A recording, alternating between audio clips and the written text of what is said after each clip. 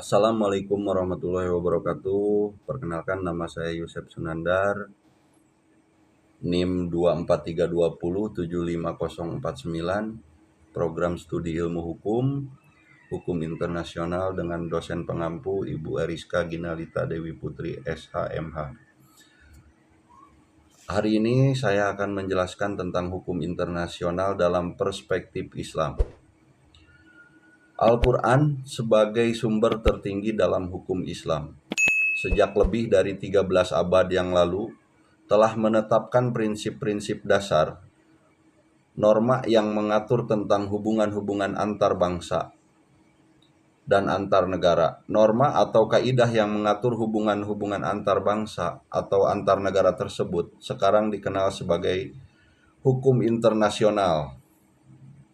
Meskipun hukum internasional identik dengan kepentingan negara-negara Eropa, beberapa pengaruh kepentingan non-Eropa juga tampak dalam perkembangan hukum internasional.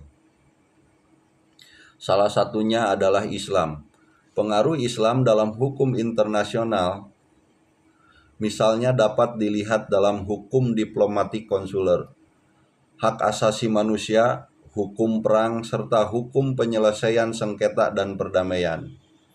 Hal ini memperlihatkan bahwa gambaran identifikasi terkait hukum internasional sepenuhnya merupakan warisan dari Eropa.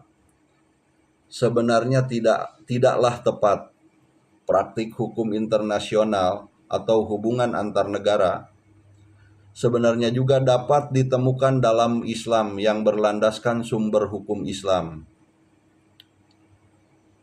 Islam sebagai salah satu agama dengan jumlah penganut yang terbesar di dunia.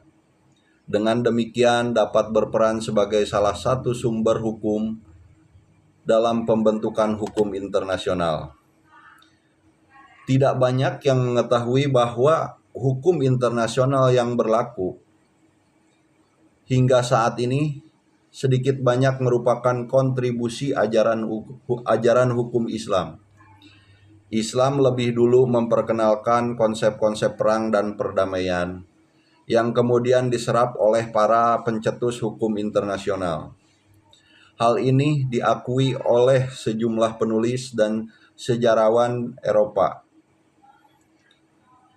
Kontribusi Islam terhadap hukum internasional mencakup prinsip-prinsip hukum mengenai hubungan antar bangsa, baik dalam keadaan damai maupun dalam suasana konflik seperti perang. Prinsip-prinsip hukum dalam suasana damai antara lain meliputi pelaku orang asing, khususnya perwakilan diplomatik asing yang tidak boleh diganggu. Sementara dalam suasana konflik, Islam menyumbang sejumlah prinsip hukum seperti kaidah perang, perlakuan terhadap musuh, dan penduduk sipil. Bahkan terhadap lingkungan hidup, Islam juga dengan tegas menjabarkan pengakuan terhadap perbedaan, menjalin hubungan baik dalam menciptakan tatanan hidup bersama, toleransi dan saling menghormati, serta saling bekerja sama, yang semua aturan tersebut selalu selaras dengan perkembangan zaman dan ketentuan hukum internasional.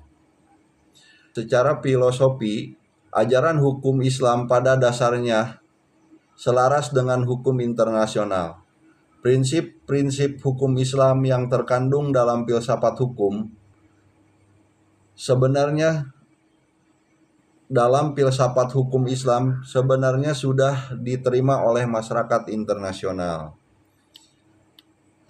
Sekian penjelasan dari saya. Terima kasih. Wassalamualaikum warahmatullahi wabarakatuh.